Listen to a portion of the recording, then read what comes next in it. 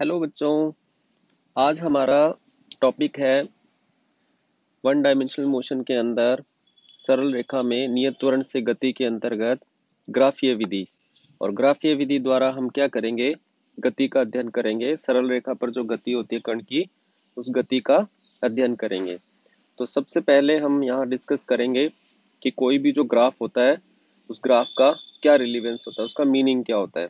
तो जैसे मान लीजिए अपने पास कोई फंक्शन है जिसे हम y से लिखते हैं, y f ऑफ x, यानी ये फंक्शन y x पर डिपेंड कर रहा है, जिसका अर्थ ये है जैसे मान लीजिए एक सिंपल सी इक्वेशन है mx प्लस c, जहाँ x जो है एक वेरिएबल है और उस वेरिएबल से y की वैल्यू चेंज होती है। तो अगर हम इसको प्लॉट करेंगे, अगर हम ग्राफ बनाएंगे, तो ग्राफ में हम एक वेरिएबल x एक्सिस के ऊपर ले लेंगे और उसका जो फंक्शन है वो y एक्सिस पे ले लेंगे। ठीक है। अब f ऑफ x यानी कोई फंक्शन है, उसके लिए ग्राफ ये हो सकता है इस तरह का भी हो, या हो सकता है ये ग्राफ इस तरह से एक कर्वेचर भी मिल जाए हमें। अलग अलग तरीके के ग्राफ हमें मिल सकते हैं, ऐसा भी हो सकता है। ठीक है। तो इस ग्राफ में हम क्या करते हैं, हमारा जो x एक्सिस होता है उसके साथ हमारा जो हमने ग्राफ बनाया है उसका एंगल कितना है, वो एंगल हम फाइंड करेंगे। और फिर उस एंगल के लिए हम क्या करते हैं, टेन थीटा फाइंड कर लेते हैं। और ये टेन थीटा को जो हम बोलते हैं, इसको हम स्लोप या प्रवणता कहते हैं। ठीक है। इसके बारे में हम पहले पढ़ चुके हैं, स्लोप या प्रवणता कहते हैं। अब मान लीजिए हम इस सरल रेखा की बात करते हैं, जैसे ये ए बी एक सरल रेखा है जो कि एक ग्राफिकल रिप्रेजेंटेशन है। अगर हम इस ग्राफ में आपको मैं यहाँ पर दिखाऊं, तो देखो आप किसी भी जगह एक्स एक्सिस खींचिए यहाँ पर, तो आपको ये कोण हमेशा क्या मिलेगा, एक जैसा मिलेगा। तो इसका मतलब सरल रेखा की जो प्रवणता है यानी जो स्लोप है वो कांस्टेंट है। लेकिन यही हम दूसरा ग्राफ देखें, ये वाला ए बी, तो इसके किसी भी बिंदु पर अगर हमें प्रवणता चाहिए तो वहां पर हम स्पर्श रेखा यानी टेंजेंटल लाइन ड्रॉ करेंगे। तो जैसे हमने ये हमारा P1 पॉइंट है जहाँ पे टेंजेंटल लाइन ड्रॉ की है, तो यहाँ पर एंगल जो बन रहा है वो θ1 बन रहा है। लेकिन थोड़ा सा ही आगे ग्राफ पर एक P2 पॉइंट लें और वहां अगर हम एक टेंजेंटल लाइन लें, तो ये जो एंगल बन रहा है एक्स एक्सिस के साथ में, ये एंगल θ2 बन रहा है। इसी तरह से अगर हम एक और पॉइंट लें P3 और यहाँ पर अगर हम एक टेंजेंटल लाइन लें, तो यहाँ पर जो हमारी टेंजेंटल लाइन होगी वो एक्सिस से अलग एंगल बनाएगी θ3। तो यहाँ θ1 सबसे कम है, θ2 उससे ज्यादा और θ3 उससे ज्यादा है। यानी जो हमने ग्राफ प्लॉट किया है उस ग्राफ में अलग अलग पॉइंट्स के ऊपर जो हम टेंजेंटल लाइन ड्रॉ कर रहे हैं उनके लिए जो प्रवणता या स्लोप है वो अलग अलग है। कैसे कि टेन θ1 सबसे कम होगा, टेन θ2 उससे ज्यादा होगा, टेन θ3 उससे ज्यादा होगा। इसका मतलब यहाँ पर प्रवणता या स्लोप चेंज होता जा रहा है। तो ये एक बेसिक बात जो मैंने आपको प्रवणता से संबंधित बताई, वो चीज को आप कंसीडर करो। इसके अलावा मैं एक चीज और बताता हूँ कि हमको कहीं पर भी अगर प्रवणता पता करनी है या ज्ञात करनी है प्रवणता, तो हम क्या तरीका अडॉप्ट करते हैं उसको मैं और बताता हूँ। उसके लिए हमें एक सिंपल क्या करना है, एक वहां पर एक त्रिभुज बनाना है इस तरीके से। ठीक है। और वो त्रिभुज का ये जो एंगल है, इस एंगल की मदद से हम यहाँ टेन थीटा पता कर लेंगे। अब कैसे पता करेंगे, हमने जो त्रिभुज बनाया है उसके ग्राफ के ऊपर जो दो पॉइंट्स हैं, जैसे ये पॉइंट्स हो गया P और ये Q हो गया, तो इन दोनों को हम इधर मिलाते हैं और इधर से हम इनको इधर एक्स एक्सिस पे मिलाते हैं। तो अब यहाँ पर आप देखिए, ये y1 हो गया, ये y2 हो गया, ये x1 हो गया, ये x2 हो गया। तो आपने ये जो यहाँ पर ट्राइंगल बनाया है, राइट एंगल ट्राइंगल यानी 90 डिग्री कोण वाला ट्राइंगल बनाया है, इस ट्राइंगल के अंदर अगर आप देखें तो ये जो सेपरेशन है, डिस्टेंस है, ये कितनी होगी, y2 माइनस y1। ये यहाँ से पता चलेगी हमें, कहाँ से, इधर से, यहाँ से इस साइड से पता चलेगा। ये जो सेपरेशन डिस्टेंस है ये इसके इक्वल है। ऐसे ही इसका ये जो बेस है, इस ट्राइंगल का ये जो बेस है, इस बेस का कहाँ से पता चलेगा हमें, यहाँ नीचे से पता चलेगा। और ये कितना होगा, यहाँ पर अगर ध्यान से देखें तो ये होगा x2 माइनस x1। ठीक है। तो अगर अब मैं आपको कहूँ टेन थीटा पता करना है, तो टेन थीटा क्या हो जाएगा इस ग्राफ से, तो टेन थीटा क्या होता है, लंब बटे आधार, यानी y2 माइनस y1 बटे x2 माइनस x1। तो इस तरह से आप किसी भी ग्राफ में स्लोप पता कर सकते हो। लेकिन ये स्लोप पता आप तब कर पाओगे जब आपका ग्राफ जो होगा एक स्ट्रेट लाइन होगा, यानी सरल रेखा। जैसे यहाँ पर ए बी एक सरल रेखा है तो इस सरल रेखा का जो ग्राफ है उसको पता करने के लिए आप सिंपली इस पर एक क्या बनाओगे, त्रिभुज, और उस त्रिभुज का लंब और आधार का आप अनुपात निकाल के उसके लिए टेन थीटा यानी स्लोप निकाल लोगे। इसी तरीके से अगर ग्राफ जो हमारा वो कर्वेचर है एक इस तरह का, तो इस कर्वेचर पर अगर आप यहाँ पर कहीं पर भी फाइंड करना चाहोगे तो इस तरह की स्थिति नहीं है, क्योंकि इसमें हर जगह मान बदल रहा है। तो इसमें हम क्या करते हैं, इसमें जैसे हमने इस P1 पॉइंट के ऊपर निकालना है कि यहाँ पर स्लोप कितना है, तो यहाँ पर अपने अलग मेथड है, उस मेथड के हिसाब से हम यहाँ थीटा कोण निकाल लेंगे।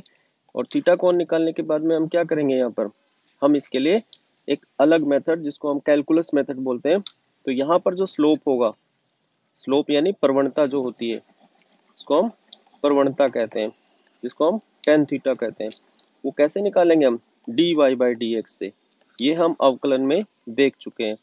तो किसी भी स्लोप की प्रवणता या उसका झुकाव जो होता है वो हम फलन का चर के सापेक्ष अवकलन करेंगे तो हमें प्राप्त हो जाएगा। तो अब ये दोनों चीजें हमें कंसीडर करनी है और इसके बेस पर हम आगे बढ़ते हैं। और हम अब पढ़ेंगे कि कोई कण किसी सरल रेखा पर नियत त्वरण से गतिशील है तो उसके लिए हम ग्राफ कैसे बनाएंगे और उनके क्या रिलीवेंस है, उनका भौतिक महत्व क्या है। अब हम क्या करते हैं, इसी सरल रेखा के अनुदिश गतिशील कण के लिए कण की स्थिति और विभिन्न समयों के बीच में एक ग्राफ प्लॉट करते हैं। तो हम क्या करते हैं, एक्स अक्ष पर तो समय ले लेते हैं, वाई अक्ष पर स्थिति ले लेते हैं, और वो जो हमें ग्राफ दिया गया है वो एक स्ट्रेट लाइन है ए बी। ये स्ट्रेट लाइन ए बी है, हमारे पास सरल रेखा ए बी है। इस पे हम कोई दो बिंदु चुनते हैं, तो हमने एक बिंदु यहाँ ले लिया, एक बिंदु हमने यहाँ ले लिया। इन दोनों बिंदुओं से पहले हम समय अक्ष पर लंब डालते हैं। तो समय अक्ष पर जो हमने लंब डाला तो हमें क्या स्थिति मिली, हमें यहाँ पर x1 स्थिति मिली, यहाँ पर x2 स्थिति मिली। और अगर हम स्थिति अक्ष पर x1 x2 हो गया और समय अक्ष पर हमने लंब डाला तो हमें यहाँ पर समय t1 मिला, और समय अक्ष पर दूसरा लंब डाला तो हमें समय t2 मिला। अब हमें क्या करना है, इस स्ट्रेट लाइन जो ये हमने कर्व बनाया है इसकी हमें प्रवणता निकालनी है, यानी इसका झुकाव निकालना है। तो उसके लिए हमें यहाँ पर ये थीटा कोण लेना पड़ेगा जो एक्स अक्ष के साथ ये बना रहा है। अगर हम इसको पीछे की तरफ बढ़ाएं तो ये समय के साथ में, एक्स अक्ष का मतलब यहाँ पर होता है ये वाला अक्ष जिसपे हमने समय लिया है, ठीक है, ये स्थिति अक्ष है। तो समय अक्ष के साथ ये जो कोण थीटा बना रहा है वही सेम कोण थीटा यहाँ होगा। तो ये जो त्रिभुज मैंने यहाँ पर दिखाया है, इस त्रिभुज का हम स्लोप या इसकी प्रवणता निकालेंगे। प्रवणता हम इसकी निकालेंगे किसकी, सरल रेखा की, और किसकी मदद से, इस त्रिभुज की मदद से। तो त्रिभुज में हम क्या करते हैं, टेन थीटा पता करते हैं। तो टेन थीटा इक्वल्स क्या होगा, इस त्रिभुज के अंदर टेन थीटा की वैल्यू क्या होगी, तो लंब बटे आधार होगा। तो लंब कितना है ये त्रिभुज का, तो इसके लिए हम क्या करेंगे, इधर स्थिति अक्ष पर आएंगे तो ये कितना हो जाएगा, x2 माइनस x1। और ये जो आधार है त्रिभुज का ये कितना होगा, ये कितना हो जाएगा, t2 माइनस t1। तो टेन थीटा कितना बनेगा, x2 minus x1 upon t2 minus t1। अब x2 माइनस x1 क्या हो गया, स्थितियों का अंतर, और उसे हम क्या बोलेंगे, विस्थापन। ये क्या हो गया हमारे पास, विस्थापन। और t2 माइनस t1 क्या होगा, समय अंतराल। तो ये हमारे पास समय अंतराल, तो विस्थापन बटे समय क्या होता है, ये तो वेग होता है।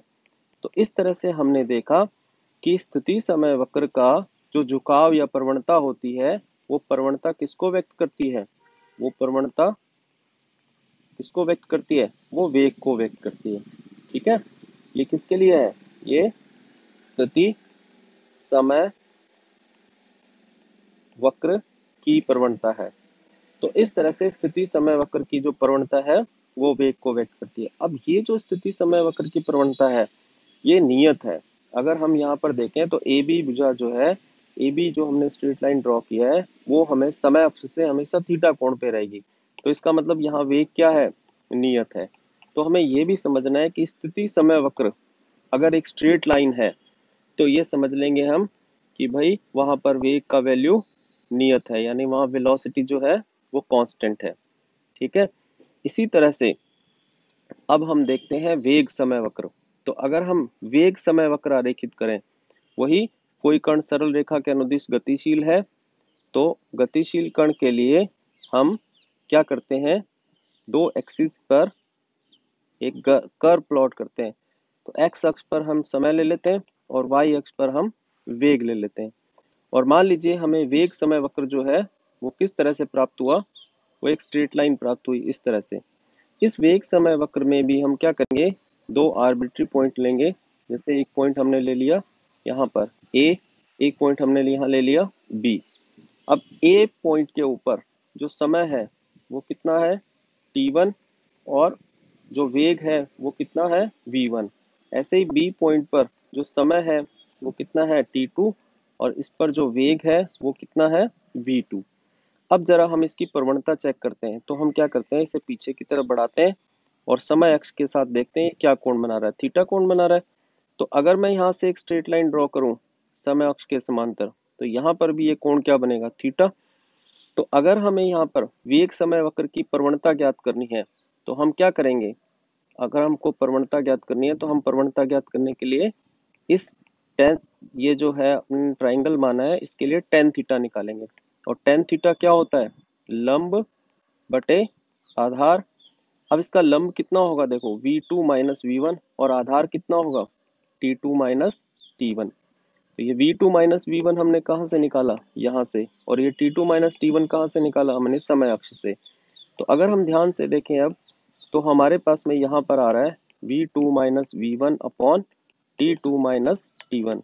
अब यहाँ पर अगर हम देखें तो ये वेग में परिवर्तन बटे समय अंतराल हो गया, वेग में परिवर्तन और बटे में समय अंतराल। और आप जानते हो कि ये क्या होता है, वेग में परिवर्तन बटे समय अंतराल क्या होता है, ये तो त्वरण होता है। ठीक है, तो इसका मतलब ये हुआ कि वेग समय जो वक्र होता है उसकी जो प्रवणता होती है, उसकी जो प्रवणता होती है वो किसे व्यक्त करती है, वो कण के त्वरण को व्यक्त करती है। ठीक है, अभी हमने देखा कि स्थिति समय वक्र जो होता है उसका झुकाव कण के वेग को व्यक्त करता है, और वेग समय वक्र जो होता है उसका झुकाव या प्रवणता कण के त्वरण को व्यक्त करता है।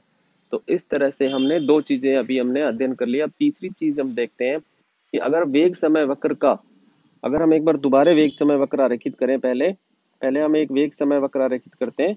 किसी भी कण की सरल रेखा में गति हो रही है और उसके लिए एक वेग समय वक्र आरेखित करते हैं हम। अब ये वेग समय वक्र जो है हमें वो किस तरह से मिला है, वो कुछ इस तरीके से मिला है, हमें एक सरल रेखा मिली है वेग समय वक्र में। ठीक है, तो ये t बराबर 0 समय है, तो वहां पर उसका प्रारंभिक वेग u है। ठीक है, और इसी तरह से हमने कोई समय t लिया, उस t समय पर कण का जो वेग है वो कितना है, v है। तो इस तरह से हम क्या करते हैं, ये जो वेग समय वक्र हमने खींचा है यहाँ पर, उसको हम किससे शो करते हैं, ए बी से, एक सरल रेखा ए बी जो वेग समय वक्र को बता रही है। अब चूंकि यह सरल रेखा है तो वैसे हमें पता है कि वेग समय वक्र अगर सरल रेखा है तो उससे जो स्लोप निकलेगा यानी जो प्रवणता निकलेगी वो त्वरण को व्यक्त करेगी, और वो त्वरण क्या होगा, नियत होगा, क्योंकि इसका स्लोप नियत होता है। सरल रेखा का स्लोप क्या होगा, नियत रहेगा, तो इससे त्वरण मिलेगा, त्वरण नियत है, तो ये नियत त्वरण की गति है। तो वो हम आगे देखेंगे। अभी अभी हम जो चीज देख रहे हैं उसको हम अध्ययन करते हैं। तो हम क्या करते हैं, यहाँ पर पॉइंट, इसको मूल बिंदु ओ ले लेते हैं, ए बी, और इसको सी ले लेते हैं। तो अब हमने जो ये ए बी वक्र आरेखित किया है, वेग समय वक्र, इसके नीचे का क्षेत्रफल देखते हैं। तो इसके नीचे का क्षेत्रफल कौन सा है, इसके नीचे का क्षेत्रफल, ये सारा क्षेत्रफल जो है ये इसके नीचे का क्षेत्रफल है, ये यानी वेग समय वक्र और समय अक्ष के बीच जो ये घिरा क्षेत्रफल है इसकी बात कर रहा हूँ। तो मैं इस क्षेत्रफल को ज्ञात करने की कोशिश करता हूँ। तो मैं क्या करता हूँ, यहाँ पर हमारे पास में ये जो चतुर्भुज है, समलंब चतुर्भुज है, ओ ए बी सी का जो क्षेत्रफल है वो कितना होगा। तो समलंब चतुर्भुज का क्षेत्रफल क्या होता है, समांतर भुजाओं का योग। अब इसमें समांतर भुजाएं कौन कौन सी हैं, ओ ए प्लस बी सी, ये दो समांतर भुजाएं होगी, ये वाली समांतर भुजा, दो समांतर भुजाएं होगी, इन दोनों भुजाओं का योग गुणा इन दो समांतर भुजाओं के बीच लंब दूरी। तो इनके बीच में लंब दूरी को क्या ले लेते हैं हम, ओसी ले लेते हैं। तो हम यहाँ इंटू क्या कर देते हैं, ओसी कर देते हैं। अब जरा हम इन राशियों के मान ज्ञात करते हैं। तो देखो ओ से ए तक जो ये दूरी है, ओ से ए, ये वाई अक्ष पर है, वाई अक्ष का मतलब वेग अक्ष पर है। तो यहाँ पर वेग का मान 0 है और यहाँ वेग का मान u है। तो ये कितना हो गया, ओ ए का जो मान होगा वो क्या होगा, u माइनस 0 यानी u हो जाएगा। इसी तरीके से ये जो भुजा है ये BC भुजा, तो BC भुजा जो है इसकी लंबाई कितनी होगी, तो BC भुजा, B भुजा पर वेग v है और C भुजा पर वेग 0 है, तो ये अंतर कितना हो जाएगा, इस अंतर को हम क्या लिख देंगे, जो BC है, BC बराबर हो जाएगा v माइनस 0 यानी v हो जाएगा। इसी तरह से ये OC जो है, O से C तक लंब दूरी जो है ये कितनी होगी, देखो C पर समय कितना है t और O पर समय कितना है 0, तो ये कितना हो जाएगा, OC भुजा जो है यहाँ पर वो कितनी हो जाएगी, t माइनस 0 यानी t। अब ये मान अगर मैं यहाँ रखता हूँ तो ध्यान से देखते हैं हम, 1/2 OA का मान कितना था u, BC का मान कितना था v और OC का मान कितना था t। गति की पहली समीकरण से, जो गति की प्रथम समीकरण होती है उससे हम जानते हैं कि अंतिम वेग v बराबर क्या होता है, प्रारंभिक वेग u प्लस त्वरण इंटू समय। तो ये मान अगर हम यहाँ पुट कर देते हैं तो हमारे पास जो क्षेत्रफल आएगा वो क्या बन जाएगा, 1/2 u प्लस v की जगह हमने क्या रख दिया, u प्लस at रख दिया इंटू t। अब हम इसको सॉल्व कर लेंगे, सिंपल ऐसे सॉल्व करना, कोई बहुत लंबी चौड़ी बात नहीं है। u से u जुड़ गया 2u at इंटू t। अब क्या करेंगे हम यहाँ पर, इसको अंदर मल्टीप्लाई कर देंगे 2 और u को, तो 2 से तो 2 कट जाएगा यहाँ पर, ठीक है, और यहाँ पर 1/2 at² हो जाए, 2 से 2 कट हो गया, हमारे पास आ गया ut प्लस हाफ at²। और हम जानते हैं कि ut प्लस हाफ at² क्या होता है, ये कण का विस्थापन होता है, विस्थापन गति की दूसरी समीकरण से, गति की जो द्वितीय समीकरण होती है उससे। तो गति की द्वितीय समीकरण से जो क्षेत्रफल आया वो किसको व्यक्त कर रहा है, विस्थापन को। अब ये क्षेत्रफल किस चीज का था, ये क्षेत्रफल जो था वो हमारे वेग समय वक्र का और समय अक्ष के बीच का क्षेत्रफल था। तो वेग समय वक्र और समय अक्ष के बीच का क्षेत्रफल जो होता है वो किसे व्यक्त करता है, कण के द्वारा जो विस्थापन होता है उसे व्यक्त करता है, ठीक है। अब अगर मान लीजिए किसी कारण से वेग समय वक्र और समय अक्ष के बीच का क्षेत्रफल समय अक्ष से नीचे चला जाता है, तो उस केस में उस क्षेत्रफल को माइनस में लेंगे, तो यहाँ पर हम उसको माइनस में लेंगे तो हमारे पास जो रिजल्टेंट विस्थापन आएगा वो धनात्मक और ऋणात्मक क्षेत्रफलों का योग आएगा। तो वो हम नेक्स्ट जब न्यूमेरिकल्स करेंगे तो उसमें हम देख लेंगे। तो हमारे पास में यहाँ पे 3 चीजें जो है कंक्लूड हुई हैं, वो तीनों कंक्लूजन मैं यहाँ लिख देता हूँ। पहला जो कंक्लूजन है वो है कि जो स्थिति समय ग्राफ जो है उसकी जो प्रवणता होती है, उसकी प्रवणता जो होती है वो किसे व्यक्त करती है, कण के वेग को, ठीक है, ये कण के वेग को व्यक्त करती है। अब इसमें स्थिति समय ग्राफ अगर सरल रेखा है तो वो कण का औसत वेग होगा, और इस तरह से अगर ये सरल रेखा है, स्थिति समय ग्राफ अगर एक सरल रेखा है तो इसकी जो प्रवणता होगी tan थीटा, क्योंकि वो नियत रहती है तो वो औसत वेग को व्यक्त करेगी, वो क्या होगा, औसत वेग होगा। लेकिन अगर ये ग्राफ सरल रेखा ना होकर इस तरह से एक कर्व की फॉर्म में है तो इसके हर बिंदु पर जो हम स्पर्श रेखा खींचेंगे उसकी प्रवणताएं अलग अलग होंगी। तो यहाँ पर अगर हम देखें तो यहाँ पर प्रवणता अलग है और यहाँ पर प्रवणता जो है वो अलग है। उस केस में ये जो प्रवणता होगी अलग अलग बिंदुओं पर वो किसको व्यक्त करेगी, वो dx/dt, यानी होता वो भी वेग है लेकिन उसे हम क्या बोलेंगे, उसे हम तात्क्षणिक वेग कहते हैं, यानी इंस्टेंटेनियस वेलोसिटी बोलेंगे। तो अगर ग्राफ सरल रेखा है तो उसकी जो प्रवणता होगी वो औसत वेग कहलाएगी, और अगर वो ग्राफ स्थिति समय ग्राफ अगर वो एक कर्व है, कर्वेचर है, तो उसके किसी बिंदु पर जो स्पर्श रेखा होगी उसकी जो स्पर्श जो है वहां पर, यानी वहां पर जो स्लोप या झुकाव होगा, प्रवणता होगी, वो वहां तात्क्षणिक वेग को व्यक्त करेगी, क्योंकि इसमें औसत वेग नहीं है, इसमें हर बिंदु पर जो वेग का मान है वो बदल रहा है, ठीक है। दूसरी जो चीज हमने यहाँ पर देखी, स्थिति समय ग्राफ आ गया। दूसरी चीज जो हमने यहाँ पर देखी वो ये है कि जो वेग समय वक्र है, वेग समय वक्र, तो वेग समय वक्र की जो प्रवणता होती है, वेग समय वक्र की जो प्रवणता होती है वो किसे व्यक्त करती है, वो कण के त्वरण को व्यक्त करती है, वो कण के त्वरण को व्यक्त करती है। ठीक है, ये बात हमें समझ आ गई।